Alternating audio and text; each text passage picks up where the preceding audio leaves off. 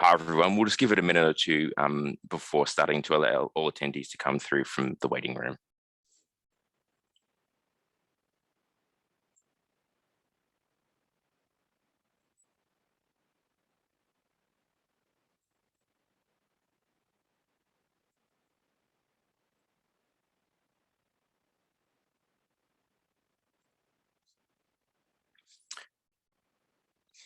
Hi, everyone. This is Chris Lethbridge from the China-Britain Business Council, and it's great to have you all online for today's webinar, Success at a Distance, Making China Work from you Making China Work for you from the UK.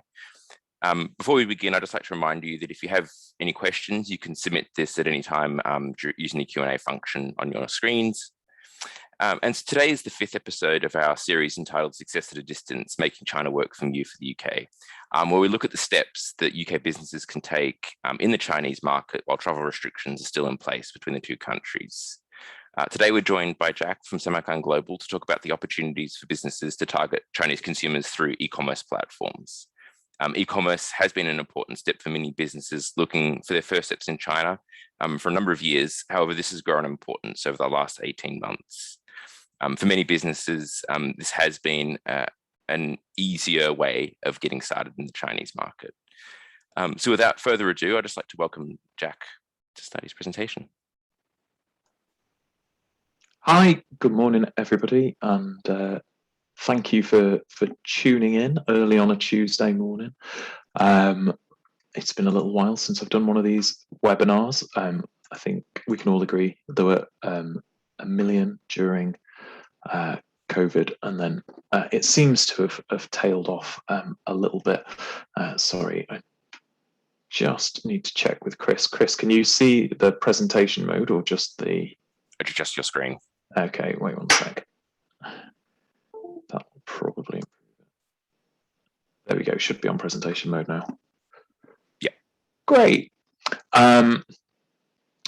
So I will crack on with the webinar. My name's Jack Porteous. For those of you who don't know me, I'm the Client Services Director at Samarkand Global, and it's fabulous to be invited by the China-Britain Business Council to talk today in this webinar series about using e-commerce as a first step into China.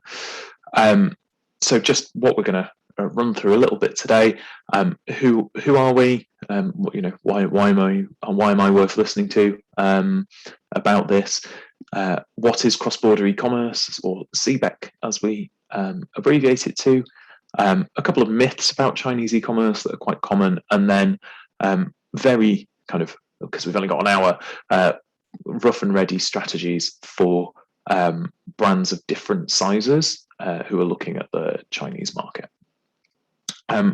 So a little bit about us at Samarkand Global. So we aim as a company to create software that makes e-commerce in China simple, accessible and profitable.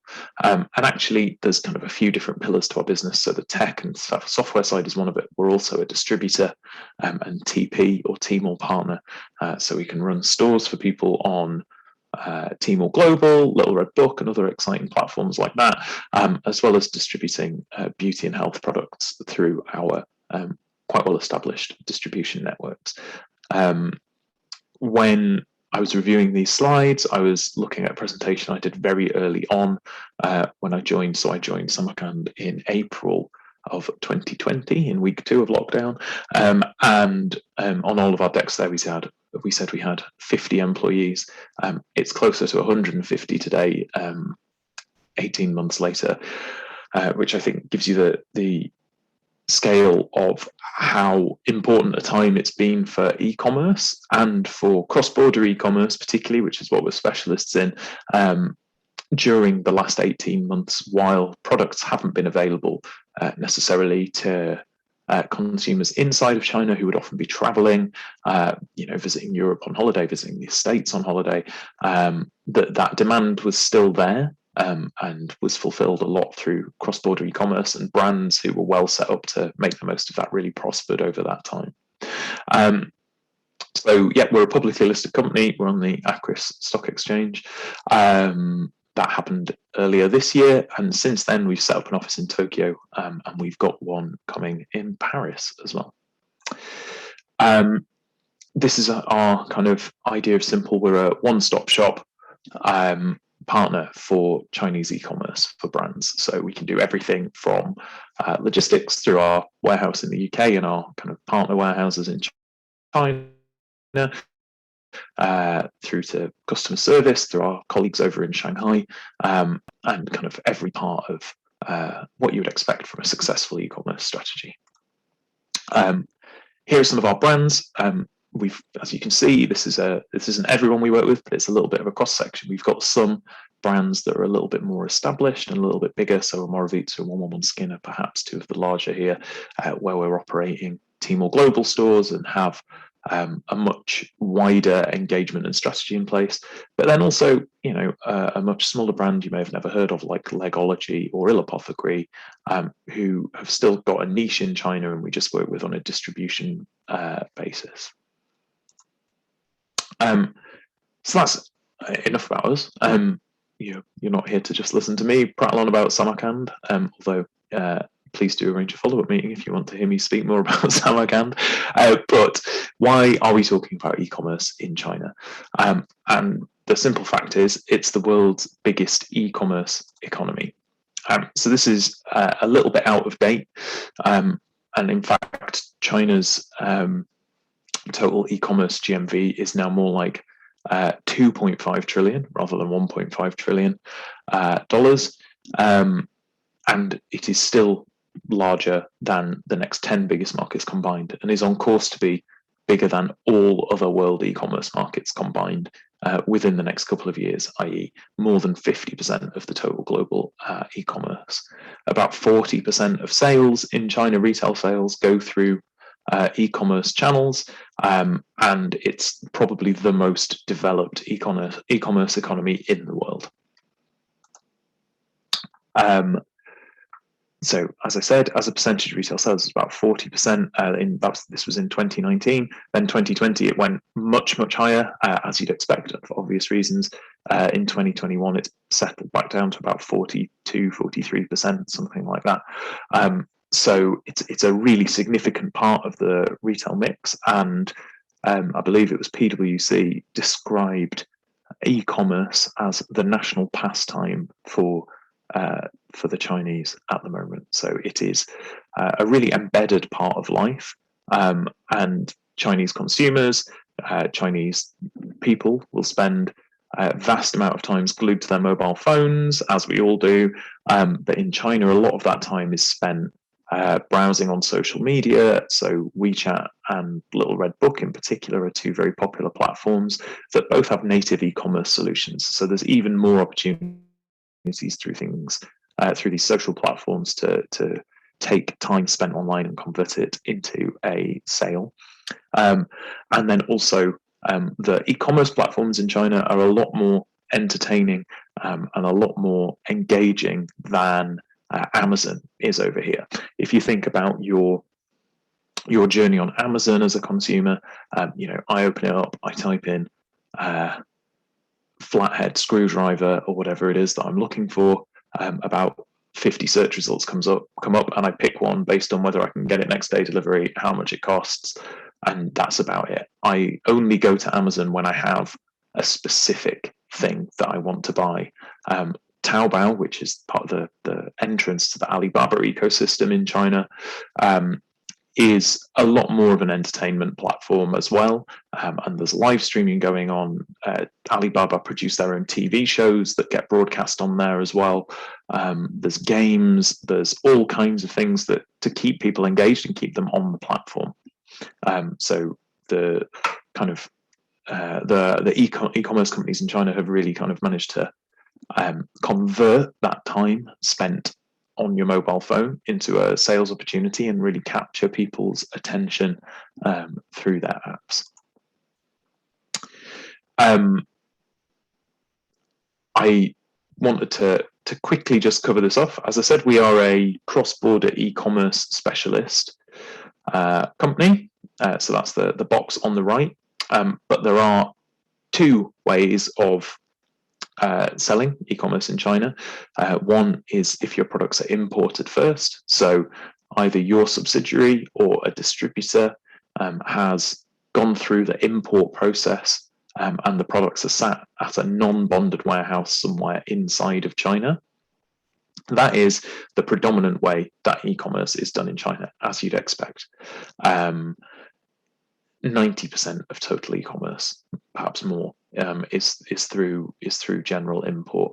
And also, you know, if you are a brand that can do that, or you've got a distributor, or you've got you're big enough to have a subsidiary in China that can do that import, it also opens up the world of offline to you as well, which is still 60% of retail sales.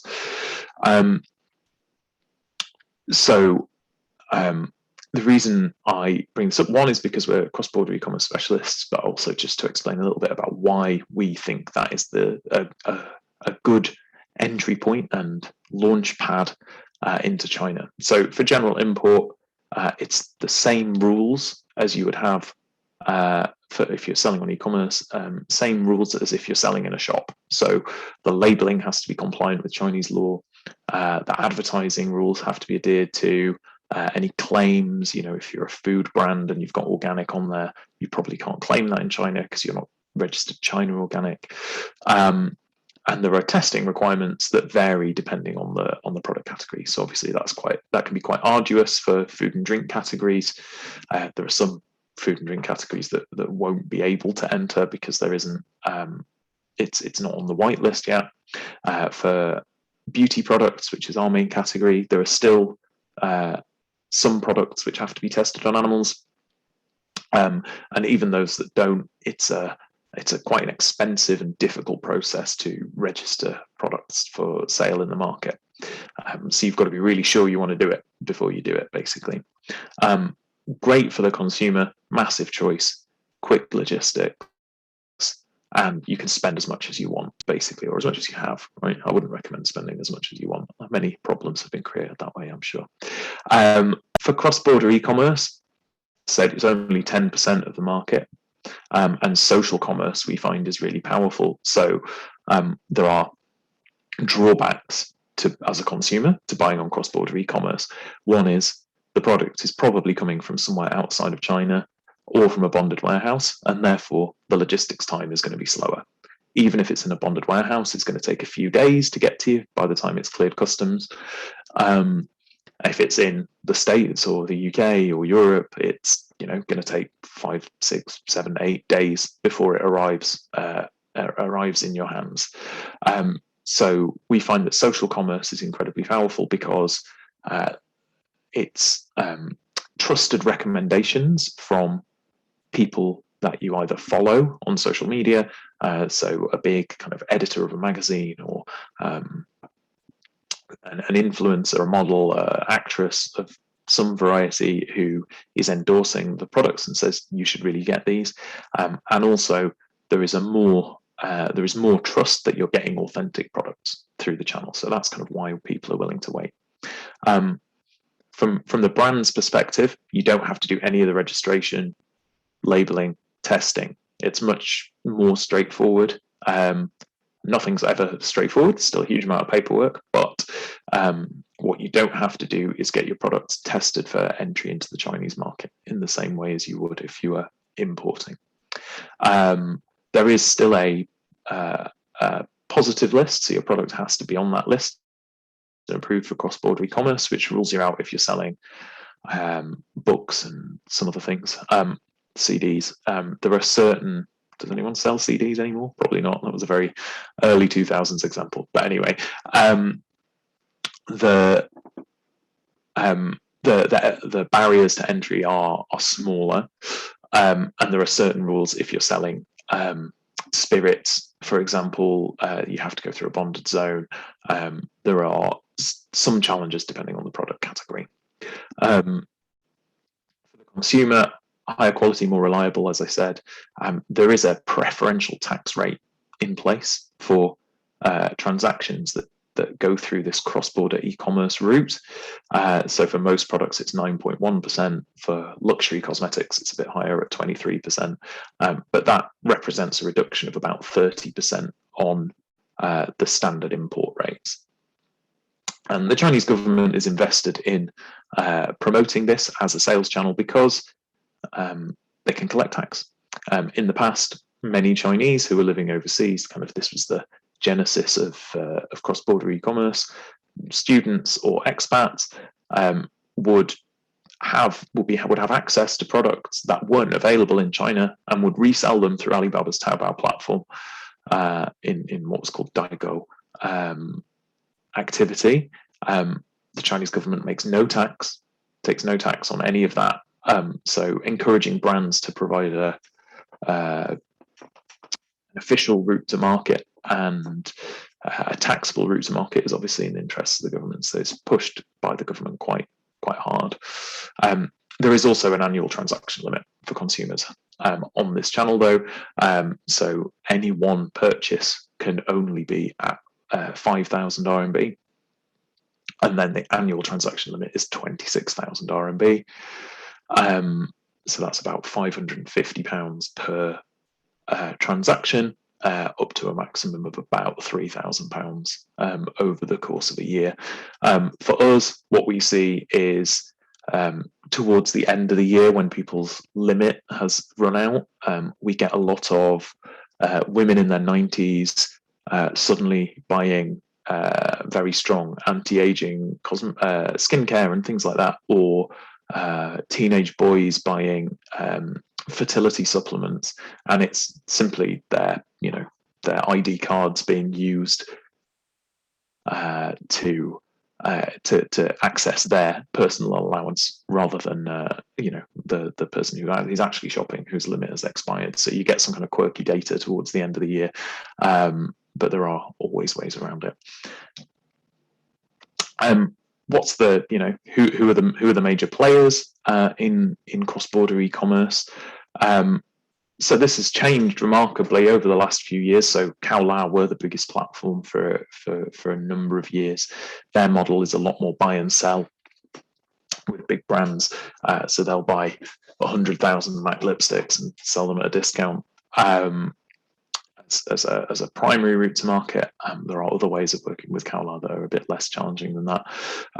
But they've been acquired by Alibaba. They used to be owned by NetEase. They've been acquired by Alibaba about 3 years ago. And Chinal Global has cemented its place as the kind of official cross-border e-commerce channel where brands have got flagship stores and you can get access to international brands from around the world. And Cowlao continues as more of a e-tailer for cross-border. But both of them now owned by Alibaba. So as you can see, Alibaba have well over 50% market share since they made that acquisition. JD Worldwide, relatively smaller, perhaps because big categories for cross-border e-commerce consistently are beauty, health, mother and baby, fashion accessories, which are very kind of female skewed products. JD historically has always had more of a focus on male consumers, or certainly did at the start, and has struggled to shake that reputation a little bit. So hasn't ever done as well at cross-border e-commerce as Tmall or Cowlao. VIP discount site Amazon, still kicking around, but difficult to work with because they have their own agenda in China. And then a platform I mentioned, Little Red Book, there at 2.6%, not a huge market share, but a really important channel for us because it's social commerce and has lots of user-generated content, influencer posts on there, and it can be a really authentic way to grow a brand and try out having a store before launching on Tmall Global. A couple of myths about selling in China that some of you may know. I used to work for the China Britain Business Council, so I was there for 3.5 years almost, and I've been doing this job for 1.5 years. And including in my job before that, I've been kind of supporting people with China and China e-commerce as well for more than 5 years. And there are a few things that come up that I always hear, and I think it's worth kind of dispelling a couple of myths. So one, and this is my least favorite, is Chinese consumers are desperate for British brands and products. It's a kind of strange exceptionalism that we've got, that we believe that people around the world have a massive attachment to our brands and products, more so than other countries' brands and products, right? And actually, China is the big prize in global e-commerce at the moment, and is the most dynamic consumer market anywhere in the world. So your competition is global. If you've got a great brand, if you've got a great product, perfect. The fact that it's British, and if it's made in the UK particularly, will be an advantage, and it will be an additional secondary USP. But the core of what you really need to sell is your brand and the quality of your product. So your product has to be unique, it has to be special, it has to really work, it has to do what you say it's going to do, or your brand has to be super, super desirable in its own right. There may be examples where that's super linked to being British. You know, the British Museum have very successful e-commerce in China, but that's really about a brand that people trust and have a lot of affinity with, rather than kind of it just being because it's British. So if you're made in the UK, talk about it, shout about it. It's a mark of quality. But just because you are a British brand, if you manufacture in China and then kind of glue a British flag on it, that doesn't necessarily make it more attractive anymore. China doesn't have good brands of its own, is another one. And it's just not true anymore. It's an outdated view of China, and there's this huge movement in China at the moment called Guochao, which is kind of a bit cool Britannia from the 90s, right? Of making Chinese stuff really cool and relevant for among youth. And there's a huge wave of people kind of doing kind of patriotic shopping and buying local and supporting local designers and Chinese brands in a way that happens around the world, right? But that's something that's really prevalent at the moment in China. And so you think about consumer electronics, that's probably the area where Chinese brands have got the most reputation globally, with people like Huawei and Xiaomi and many others who've entered, all global markets, and are, market leading, competing with other major players in those sectors. But increasingly in beauty and fashion, there are great Chinese brands that are very difficult to compete with. So if you're interested in fashion, I'd recommend you read an article in Jing Daily that came out today about Ma Xiaoma, who is a Chinese designer who came to Central St. Martin's in kind of about maybe 10 years ago, 15 years ago, and has worked in various places around the globe at the moment, but is now has opened already 4 multi-brand boutiques in China, where she's selling her own fashion, and then a set of other Chinese designers that she is working with and hoping to foster and provide them with a platform to be able to access consumers, and her stores are next to Versace, they're next to kind of the big international brands in major retail destinations in China. So, really very desirable Chinese fashion brands, a lot of them educated in the UK or in other global kind of fashion education centres. With beauty, I think the most famous example is this, Perfect Diary, who are a very, very large cosmetics brand. They have Colour Cosmetics. They have done a really amazing job, actually, of linking their products and their designs to aspects of Chinese culture or Chinese topography and the environment, right? You can see here, in a way that really appeals to people. I'm not sure you could make an eyeshadow palette based on the Peak District or something. There'd be a lot of browns and greens in there, right? But China's kind of got some of these crazy colors. and some of the most stunning natural environments and beautiful spots in the world, and they're taking a lot of inspiration from that. And then you can see here as well with the tiger and the pig, parts of the zodiac.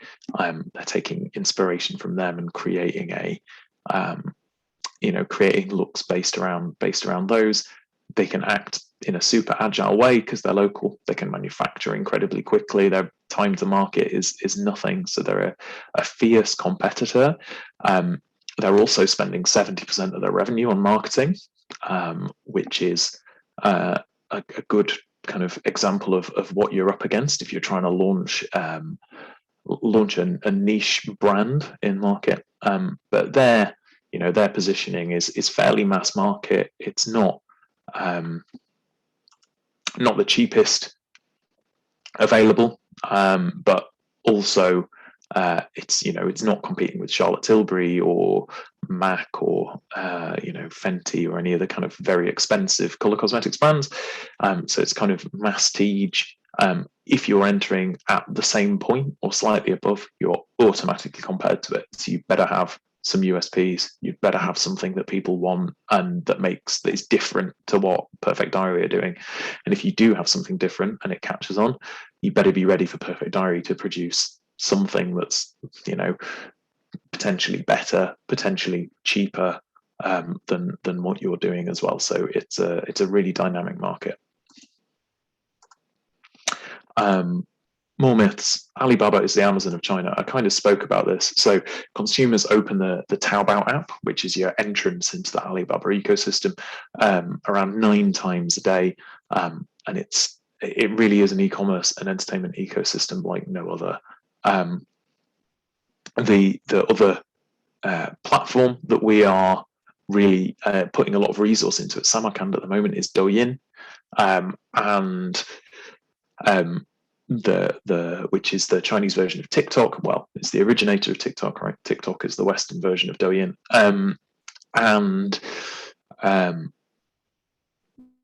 Consumers are spending, they're active consumers on average spend 96 minutes a day on Douyin.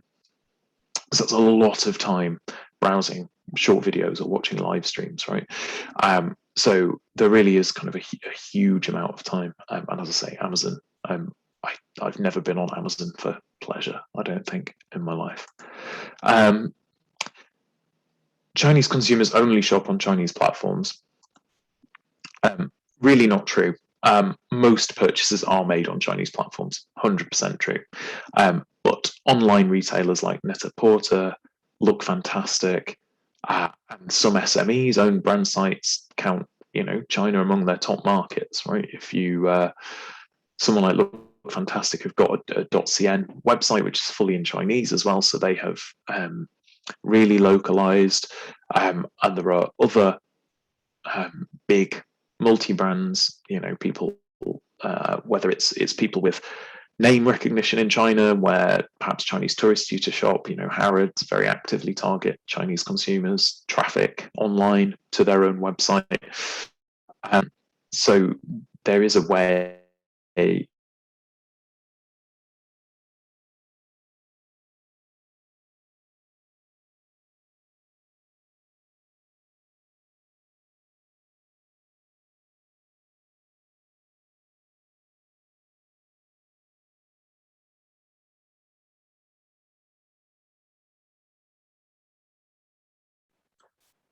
It sounds. Oh, yeah, sorry. You just dropped out there for a bit, Jack. You were just talking about Net-a-Porter. Oh, it says my internet connection is unstable. Can you hear me now? And yeah. Great. I won't repeat myself too much because I've got no idea where that chopped off. But Look Fantastic have their own .cn version of their website where they attract customers. Places like Harrods actively court Chinese traffic, right? They do a lot of activities to draw traffic directly to their .com website. People can embed links to their websites within their WeChat accounts, for instance. And then there's some SMEs that have opted to go D2C as well. I can think of a few from, I won't say who, but from when I was at CBC, accessories brands and a couple of beauty brands as well, where their primary route to market in China was selling on their own .com website. The challenge that all of these big and small companies will have is that it hadn't previously been available to them that you could sell via this cross-border e-commerce route to China, which has the lower tax rate that I spoke about, and would be delivered duty paid. So when a Chinese consumer goes to Tmall's cross-border solution, they know that the price that they're paying includes all taxes and delivery. It's going to get to them. They're paying the lower rate of tax. It's a satisfying consumer experience. If a consumer goes to hollandandbarrett.com, not to pick out Holland and Barrett, but and places an order, then they probably, I don't know, I've not checked Holland and Barrett's website, but they probably don't have Chinese payment methods, although they might. That's kind of become more accepted. They won't have a Chinese final mile courier kind of listed on our website, so they won't know who's going to deliver their parcel. It won't be tracked. Their site might perform really slowly. They also don't know whether it's going to be a cross-border e-commerce transaction or whether it's going through an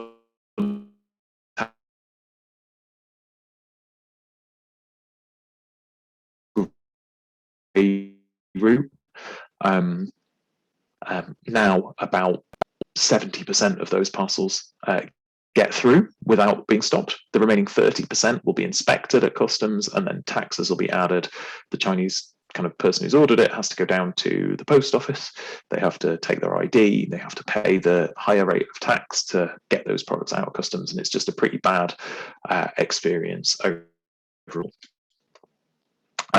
So, as I said, e-commerce, the number of consumers shopping on overseas e-commerce sites is growing. It's around 20% of cross-border e-commerce shoppers on an overseas standalone website last year. As you can see, domestic e-commerce platform doing really well. Global e-commerce vendor, someone like Look Fantastic or Amazon, also doing really, really well. But yeah, the overseas standalone website doing a really good job as well. And our solution at Samarkand for all of these issues is our Nomad checkout technology. So what this does is it solves the payments issues by installing Alipay and WeChat Pay. It solves logistics concerns because we're partnered with Shunfeng SF Express, who are one of our shareholders as well, and they provide a tracking and full end-to-end delivery for the consumer, so they know exactly where the parcel is the whole way along the route. We provide a site speed accelerator that kind of strips out scripts that are slowing down your website when a Chinese consumer lands on it. And we provide a customs compliant cross-border e-commerce solution for websites. So that means that when the order is placed, the product is registered with customs, that it's going to come through, the tax is prepaid, and that means that when it gets to customs, it doesn't get inspected, it just gets through. It's with the consumer quicker, and there's not a risk that they're going to have to pay a load of tax on what's come up. Obviously, this then has to work within the confines of cross-border e-commerce. So if your individual item is higher than 5,000 RMB on average, then this isn't a solution that's quite ready yet. And if you are not on the approved list, on the positive list for cross-border e-commerce, then we can't also install it for that for obvious reasons, because we're registering it with customs.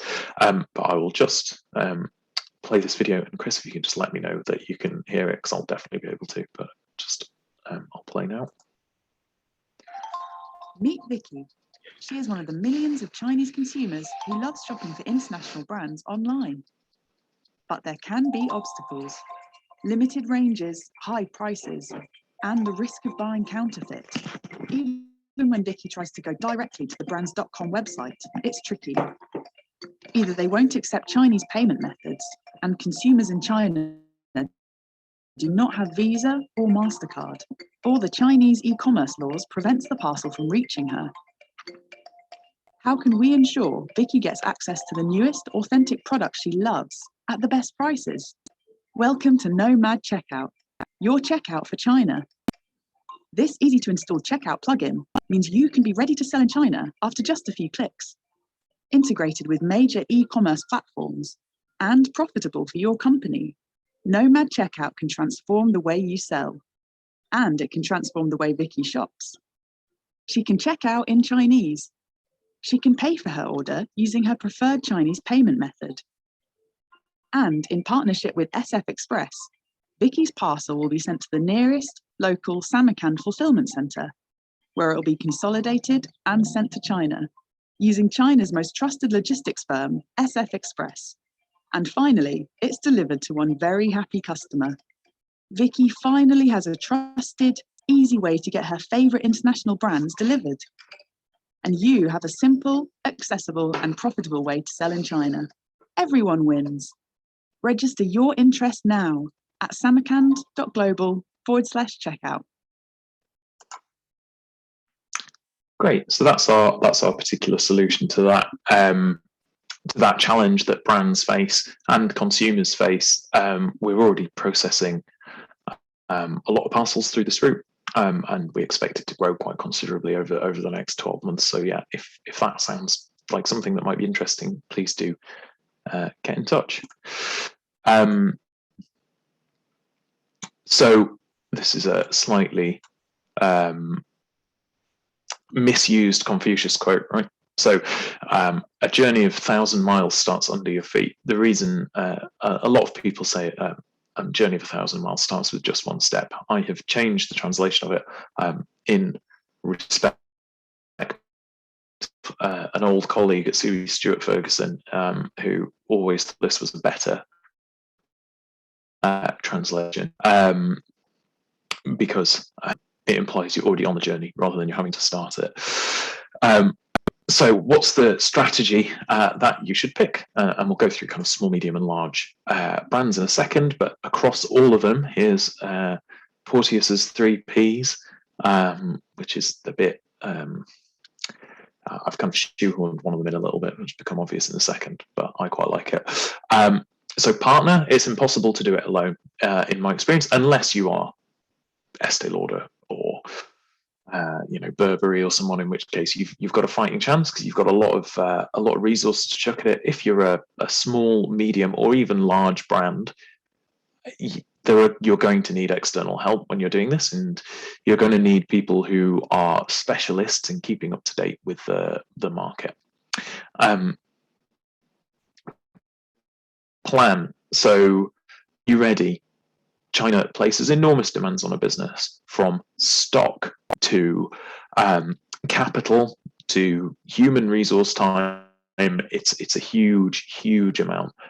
So when we're speaking to some of our brands, right, it's if they're talking to us about wanting to launch a team or global store, we'll talk them through and say, well, are you willing to invest in producing like retail value £2 million worth of stock to put in a warehouse that might not sell through for the first 6 months, right? Is that a cash flow implication that you're willing to sit on? Because if you're not, then it's going to be difficult. Live streamer opportunities in China, which can create huge moments of sales and huge spikes in sales, require a vast amount of stock to be able to fulfill it. So if you're going to do that, you have to create a massive amount of stock so that you can react to those opportunities as well and make the most of them.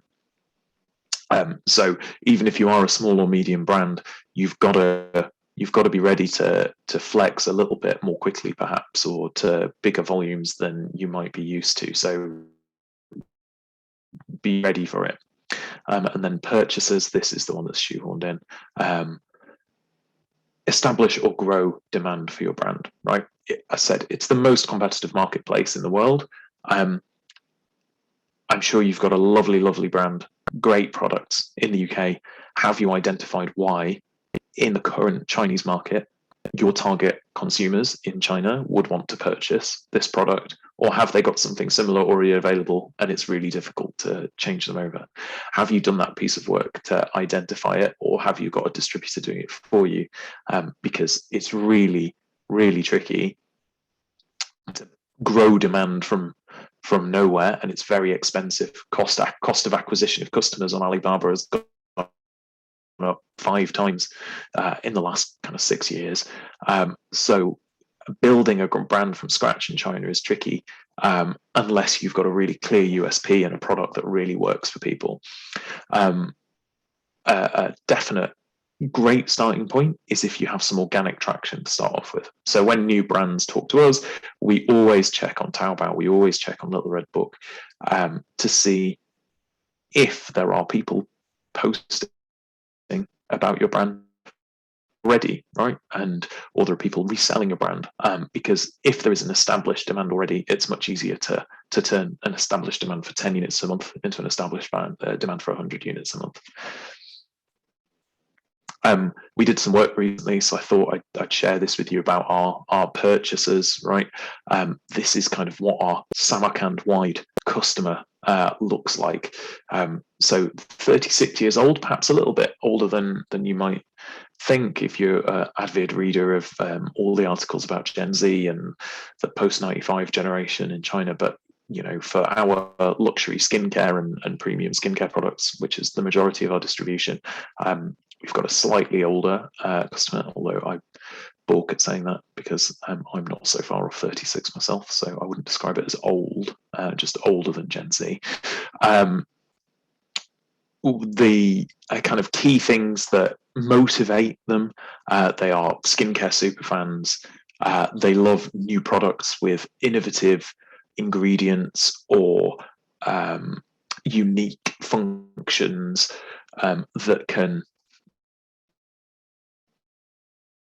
make a difference to their lives and can be added in and kind of provide something, a talking point amongst other friends or groups online who are also skincare addicts. They're motivated by value for money, not price. So that means if something is great value, if it's really effective but costs 2,500 RMB, that's okay. They won't just buy something for 2,500 RMB without knowing that it's good, but the price doesn't seem to be so much of a barrier.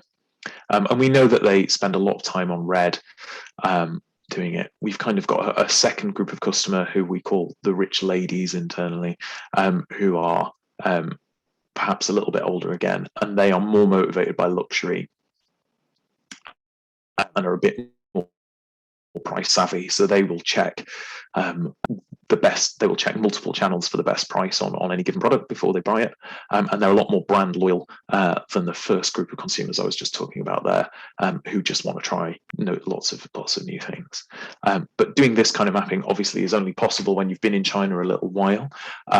But identifying the reasons as a start why people would buy your brand is a really kind of vital stepping stone to being successful in the market. So for emerging brands, so this is, I would say, anybody with global sales. I think I put less than 5 million on my first slide. You could stretch that up to 10 million depending on the category. I think for beauty and skincare, there's still a strong position for international brands in the Chinese marketplace. They've got a very high market share. For fashion, it's a little bit more tricky, but and for consumer electronics, it might be a little bit more tricky. I'm not an expert on that area of the market, but it'll be depend. But I'd say if you're less than kind of 5 to 10 million, this is probably what you're looking at. So you don't want to spend money on marketing, right? It's a big risk without a guaranteed return if China isn't your number one priority. But what you would like is a little bit of business out there. You've already got prestige retailers in your sector stocking you, so you're in Harrods or Selfridges perhaps, and so you might have some organic exposure to Chinese customers. I think you've really got 2 options. So option 1, picking a distributor. You don't have to invest if you strike the right deal with your distributor. You don't have to know anything about the market, so it's not a big kind of drain on your internal resource and time. The cash flow impact is lower, but finding the right partner is tricky, and you're handing over control of how your brand is presented, what the pricing strategy is, all of it to an external party. And that can work out really well if you're working with somebody you trust. Like I would consider us to be a good partner. We respect pricing strategies of brands, and we work together to build work with brands to build what they want China to look like for them, and how it fits in with their global distribution. That's not necessarily always true, and from a Chinese distributor's perspective, they're not the bad guy or the enemy, right? They've got a 2-year deal with a brand. They've not got any long-term certainty, and a lot of them have been stung in the past by signing up a load of brands, launching them, spending money on marketing or growing it, and then that brand changing distributor in 2 years' time for a bigger partner or something like that. So there's not really incentive to work collaboratively if you've not got that long-term cooperation in mind. Option 2 is the direct consumer route. So this would be Nomad Checkout, like I was saying. So this really works if you've got established demand and established traffic to your website. All the advantages of selling through your own website that you'd expect. The difficulty is getting people there in the first place, so acquiring customers. And you may still need to spend some money on with affiliates or something like that, or KOL campaigns, so like influencer campaigns to get more people to your website. This is our distribution service. We are fairly selective about who we work with on this. We've got about kind of 10 to 15 brands that are currently in our distribution pool for 4 or 5 years now. And we like to think it's nice and easy for brands to work with us in this way. We're based in Europe. You only have to deliver to our London warehouse. And then kind of we deal with the rest. If you are interested in being considered, we're looking at beauty brands across all categories. So whether you're oral care or hair care, skin care, color cosmetics, fragrance, we're interested in finding out more. And then we have an evaluation process to see if you'd fit in with our existing channels and strategy, and if we think there's an opportunity for the brand in the market. So the 3 S's here for established brands: seeding, social commerce, and then stores. This is how we do it for our brands. So seeding, that's getting your products into the hands of influencers, so KOLs, key opinion leaders, KOCs, key opinion consumers, so smaller KOLs basically, to generate social content. One of the things that Alibaba look at before you're allowed to launch a Tmall Global store is how many notes you've got on Little Red Book, how many mentions you've got on Weibo. They're the kind of things that they're interested in. So getting product out there, we spend thousands and thousands of pounds a month on seeding our brands into these influencers to keep brands kind of top of mind or in the consideration pool among consumers who are very active users of those channels. Social commerce is part 2. So that could be WeChat mini programs, stores on Red, Taobao stores, Yamato, basically working with other people's retail bases and leveraging those to build brand awareness. In order to do that, you have to give away quite a bit of margin because somebody's basically promoting your product, right? And you also have to provide them, these channels, with something interesting to promote. So content is really important. So they want newness, concepts, kind of marketing gimmicks and things like that that they can work with, gift sets, anything that makes it a little bit more attractive. And then when you're ready and you've got a bit more momentum, launching a store on the right platform can bring scale and growth. The platform that you choose will depend on what category you're in and what your budgets are like. But it's not a cheap thing to do to launch a Chinese e-commerce platform. You need to budget a third of your expected revenue for marketing in year one to have any chance of success on Tmall. And there'll be other costs in terms of the stock that you have to put in place, and the fees that you have to pay to a Tmall partner to run and operate the store for you. So it's something that you need to look at as a 3 to 5 year project rather than a profitability in 1 to 2 years, because unless you get really lucky and the hottest kind of singer or actor in China posts about your product for free because they really love it, it's not likely to happen. So this is how we've grown 111 Skin, who we launched a Tmall store for about a month ago, which is going very well.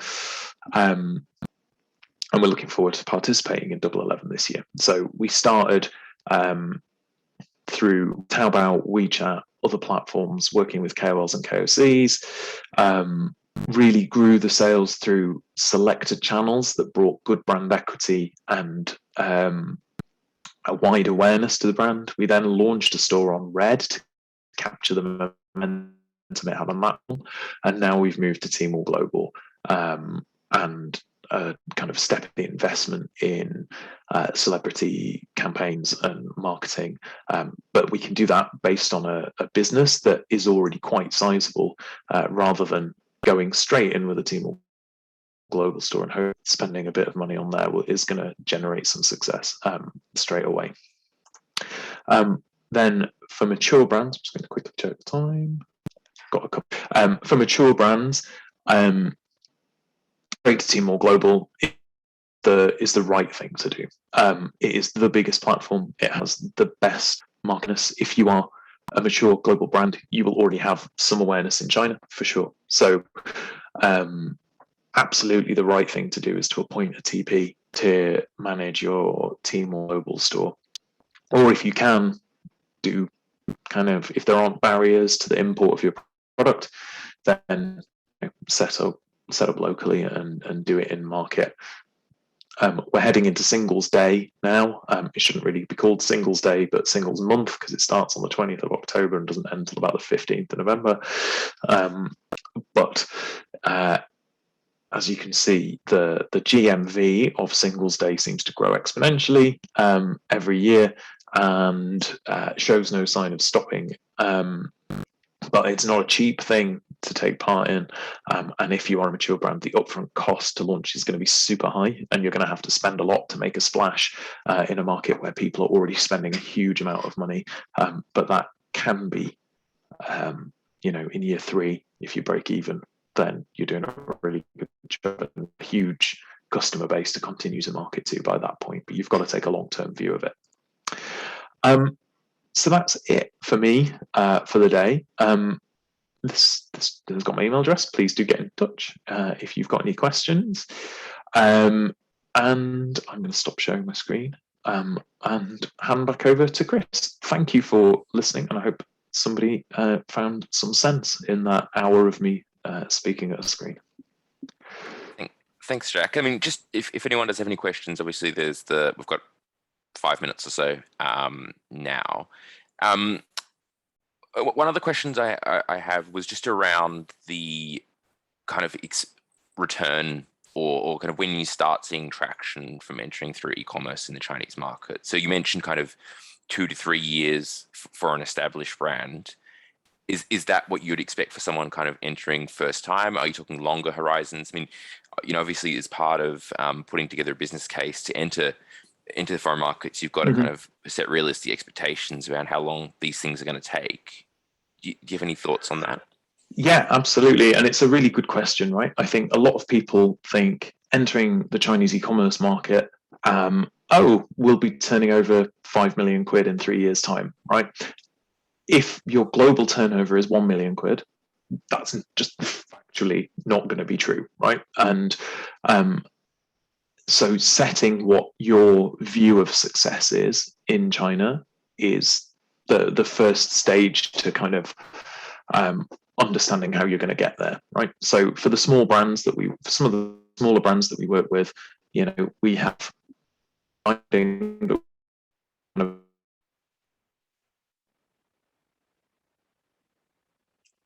just breaking up there a bit, Jack. Ooh, can you hear me? Yeah, you were just saying for some of the smaller brands.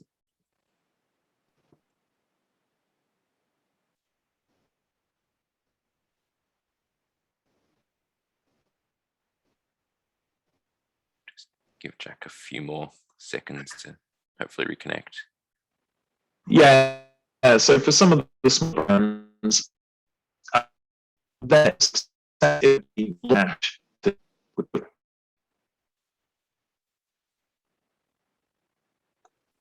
Hello. Sorry. Drop. Can you hear me? Yeah. You're coming a bit back. Yep, that's a bit better now. Okay. Well, hopefully it works. Maybe I'll have to answer this over email or something. But yeah, for smaller brands, Tmall Global may be an unrealistic goal ever, right? So is success having a sustainable kind of 100 grand a year business in China? If it is, if that makes a difference to your business and is part of your mix, and it's not putting strain on you, but provides an extra income source that allows you to, invest in growing in your home market or invest in growing in a more easily accessed market that's more similar to the UK, that's a pretty good. If you're a much bigger brand then and you're entering for the first time, you need at least 2 or 3 years, and you need to be ready to make a lot, because very few people successfully turn a profit in year one. Cool, makes sense. Well, look, we might just leave it there. I'm just going to quickly share my screen.